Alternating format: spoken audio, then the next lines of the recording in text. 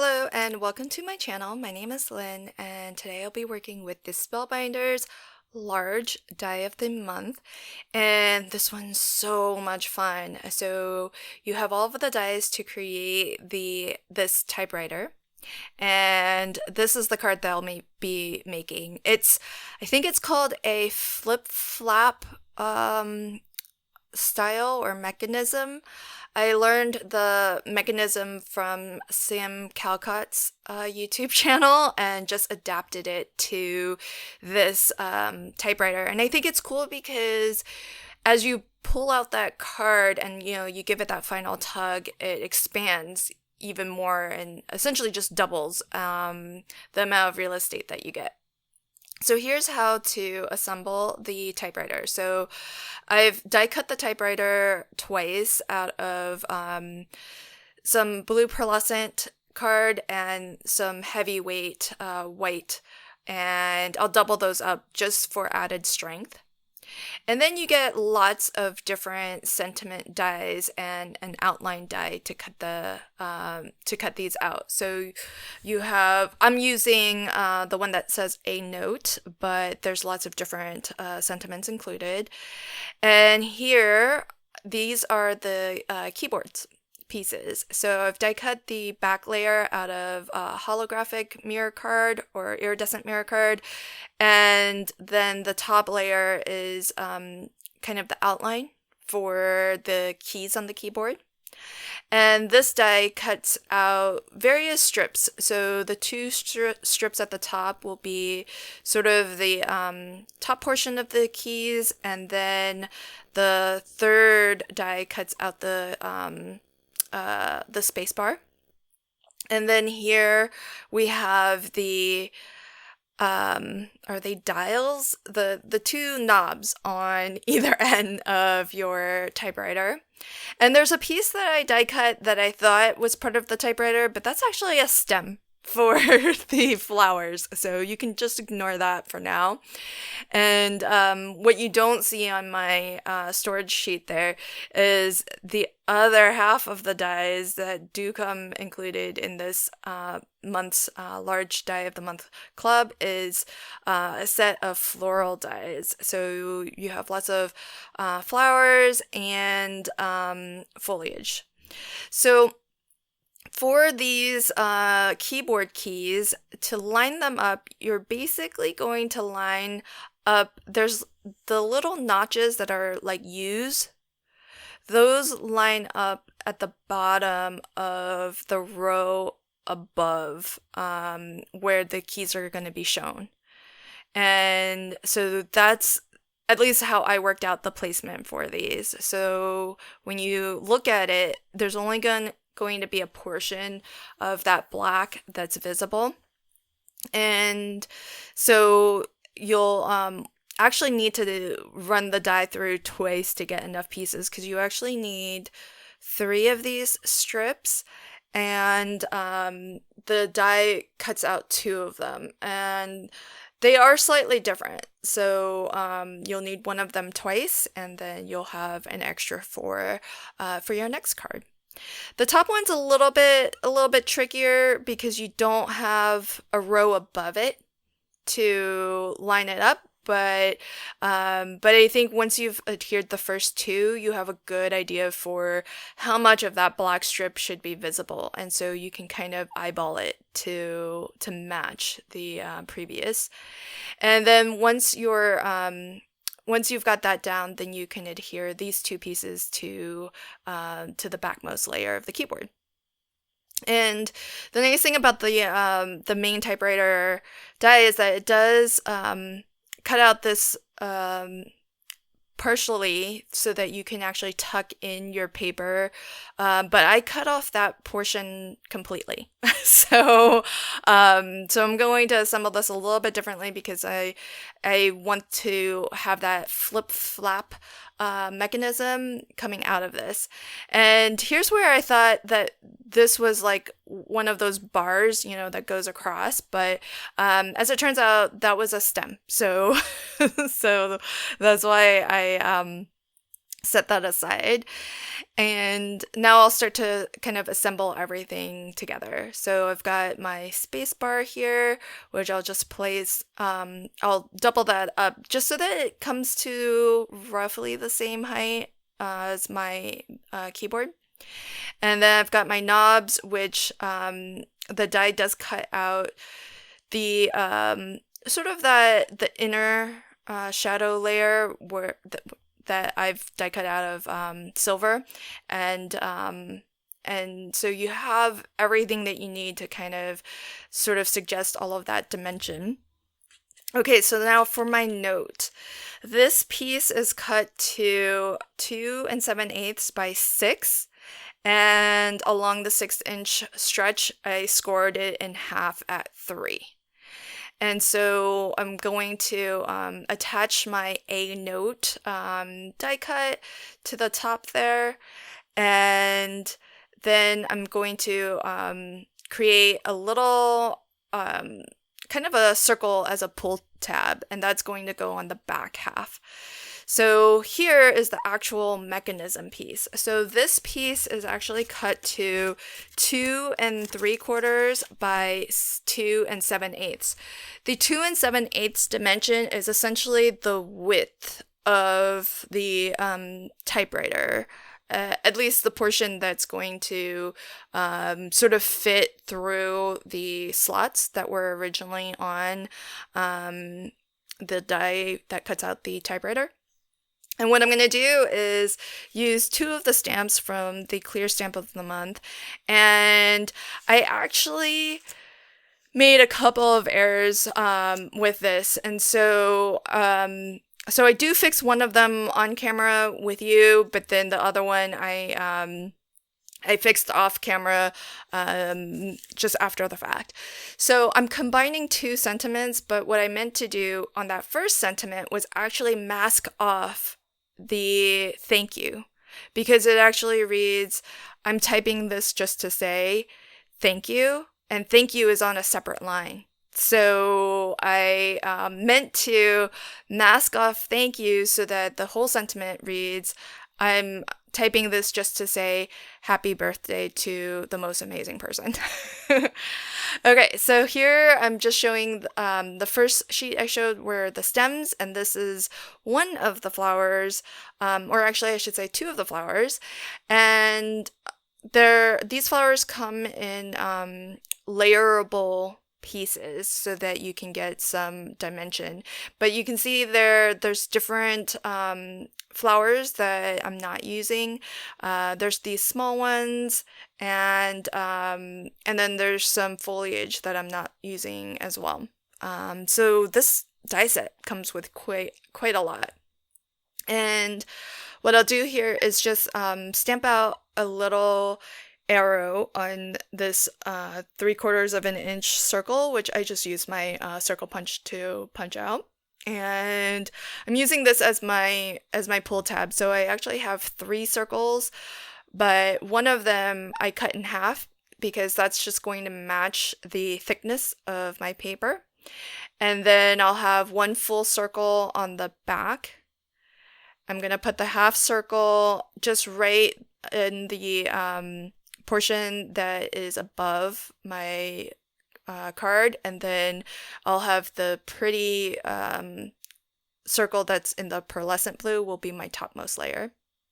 And here I'm gonna do a little bit of dry fitting. I die cut and assembled a lot of different flowers, hopefully more than what I'll need, and I'll just start to play around a little bit with the arrangement of these. And I'm actually going to get a little double duty out of these stems. They're pretty long, and I figure you can kind of use them in any orientation. That's how they look to me anyway. So I cut them in half, and I'm actually going to use them in both orientations as the top. So you'll see in a bit here I use this leftover piece, and what was at the bottom, I've just turned it around and made it the top of the of the stem for this flower.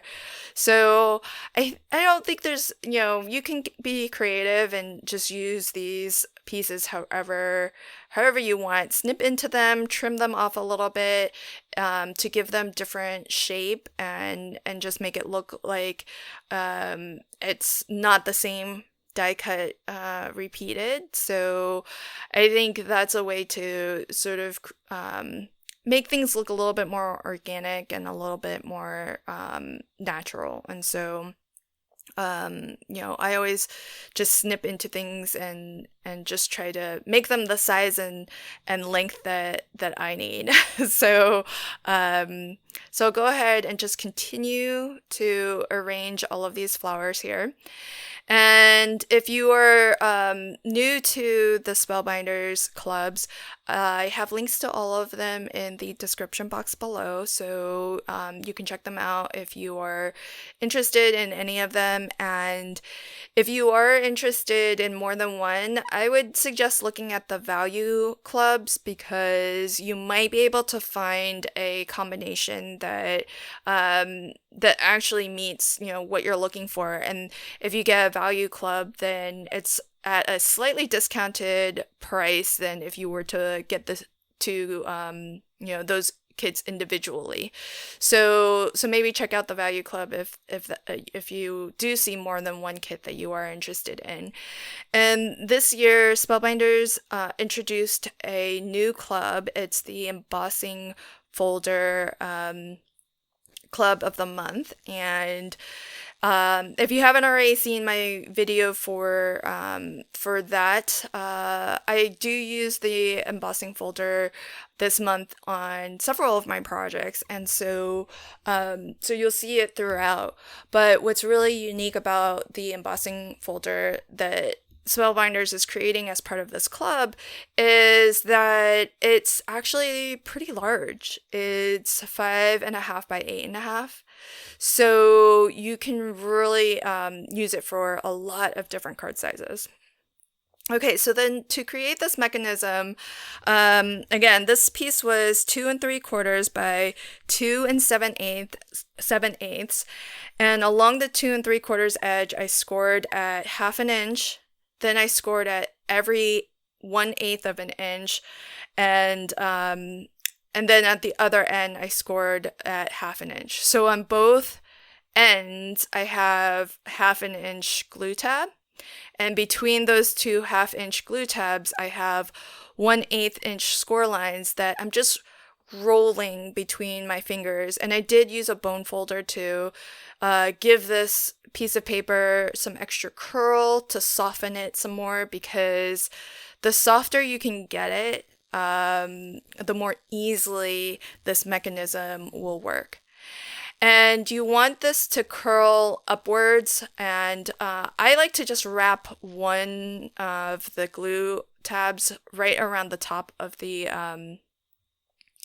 typewriter, and then the opposite end I'll glue down to the back of the typewriter. And then with your note here, this is where my first error is. I stamped, but I didn't take into consideration that my glue tab needs to actually adhere to the bottom of this flip-flap piece.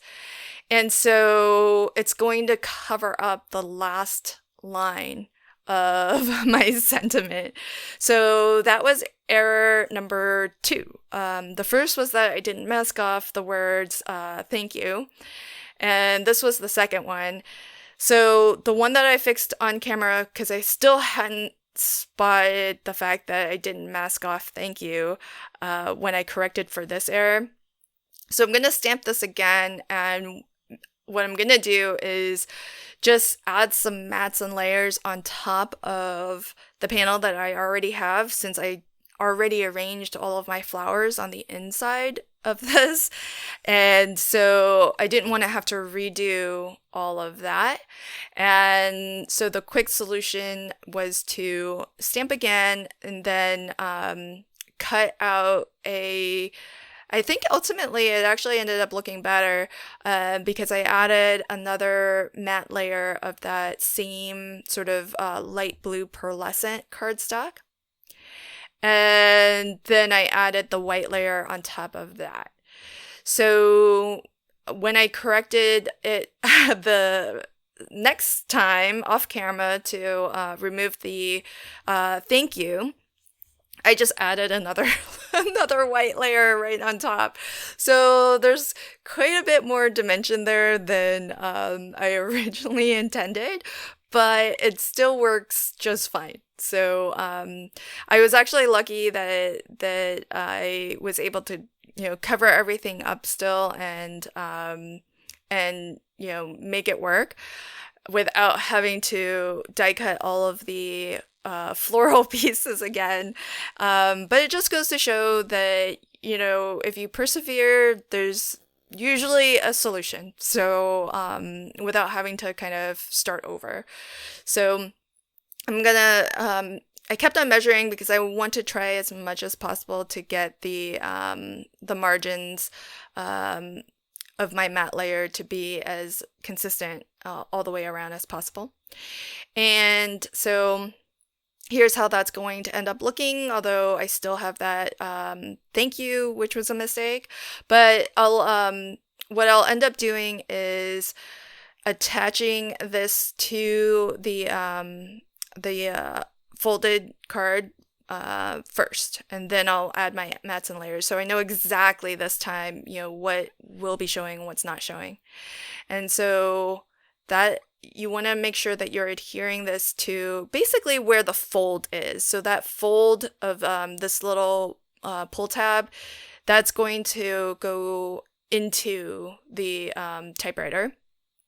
And now that that glue tab has been attached, I know exactly what's showing of my note card, and I can make sure that when I go to place down these mats and layers, that it's not going to interfere with where that glue tab needs to go. So I do end up thinking that design-wise, it looks a little bit nicer to have this extra pearlescent piece here, and it kind of fits in a little bit better, especially since I have the A note at the top. And so I think it matches that a little bit more, and it makes that piece make a little bit more sense. So so I do think that this was a happy mistake, as it turns out. And what I initially intended on doing with this piece, this is the back of the typewriter that I cut off. There's one portion that's a glue tab for if you want to assemble this typewriter as a little kind of pocket. But I end up not using it. I was going to actually, and I do actually glue it down, but it actually creates a catch point. So I had to remove that from my card. But here you see me using that nice large embossing folder of the month, and I just embossed an entire panel here, and then I chopped it down to my USA2 size. This is gonna cover the full front of the card, so it's 4 1/4 by 5 1/2, and this design is gorgeous on both sides. I always like to kind of take a peek at the deboss side just to see if I like that side better. But I do end up using the emboss side, but I like to always look at the deboss because it's always an option to use that side as well. Sometimes it's really a nice design that's just a little bit different.